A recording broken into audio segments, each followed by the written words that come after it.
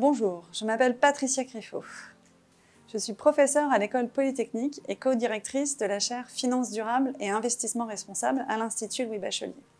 Mes recherches portent sur la responsabilité sociale et environnementale des entreprises, la gouvernance, la finance verte, le développement durable et le progrès technique biaisé.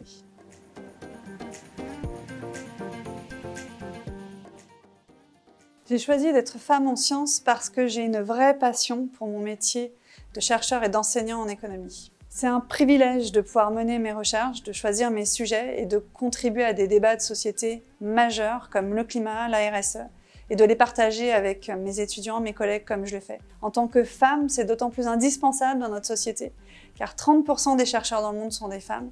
Moins de 3% des prix Nobel en sciences n'ont jamais été attribués à des femmes. Si on regarde les entreprises, entre 2008 et 2015, 32% des pays ont mis en place des politiques pour la parité dans les conseils d'administration, et cela semble avoir des effets positifs sur la performance.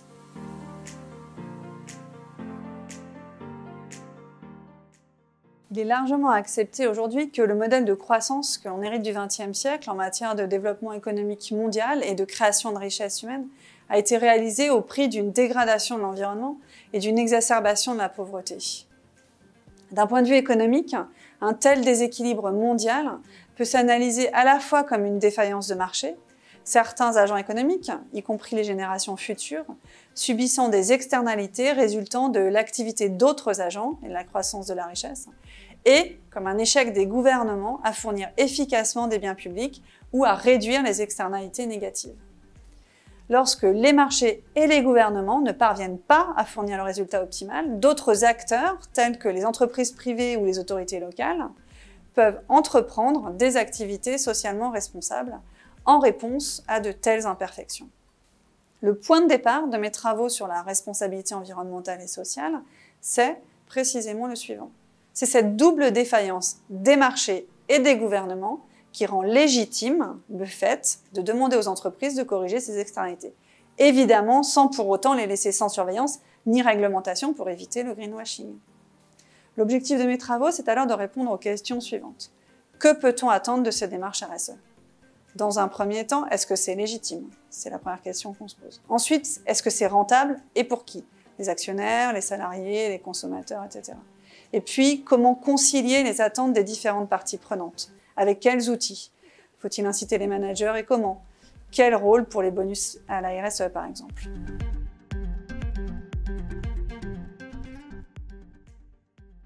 Mes travaux s'intéressent à la dimension économique.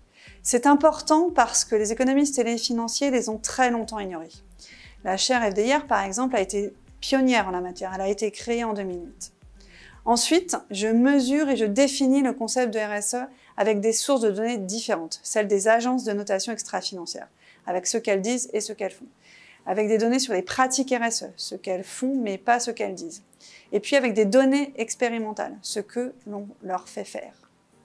Enfin, je m'intéresse au concept de RSE pas seulement d'un point de vue des entreprises, mais aussi des États, c'est-à-dire avec des bases de données mesurant la performance RSE à l'échelle d'une nation, donc au débat sur la mesure du développement durable et des indicateurs ESG au niveau macroéconomique. Donc c'est important d'avoir ces différentes échelles.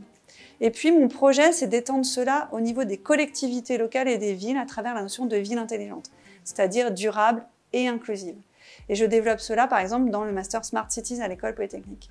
C'est important car les villes et métropoles du XXIe siècle vont subir des changements technologiques, environnementaux et sociaux profonds.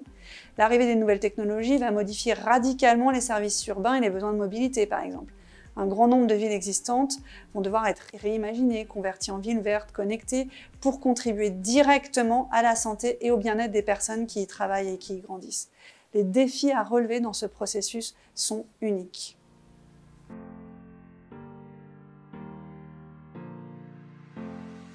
Pour la recherche, mes travaux ont déjà montré des résultats forts. Les entreprises les plus responsables ont un gain de compétitivité moyen de 13% par rapport à celles qui ne mettent pas en place des pratiques responsables. A l'inverse, les pratiques irresponsables font perdre de la valeur à leurs actionnaires, particulièrement sur les piliers sociaux et de gouvernance. Pour le débat public, je participe notamment au comité de labellisation ISR et Greenfin, ainsi qu'à la commission climat et finances de la CPR, dont je suis la vice-présidente, et à son collège de supervision. C'est important car il s'agit ici non seulement de contribuer au rapprochement entre science et société, mais aussi de mettre à disposition du décideur public et du régulateur les résultats de la recherche sur la finance verte. Ces sujets sont essentiels car la crise du Covid a ravivé les débats sur le rôle social de l'entreprise et la participation des salariés. Au plus fort de la crise sanitaire, l'engagement de tous les salariés, notamment les plus modestes, a permis de maintenir les activités essentielles dont les Français avaient besoin. Un engagement qui mériterait une meilleure implication de ces derniers dans les instances de pouvoir de l'entreprise. Les salariés en sont des parties constituantes. Comme mes travaux le montrent, leur participation doit être pensée comme un levier de performance pour les entreprises.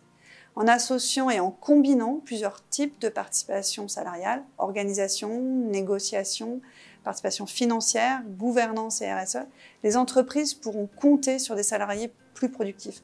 C'est du gagnant-gagnant.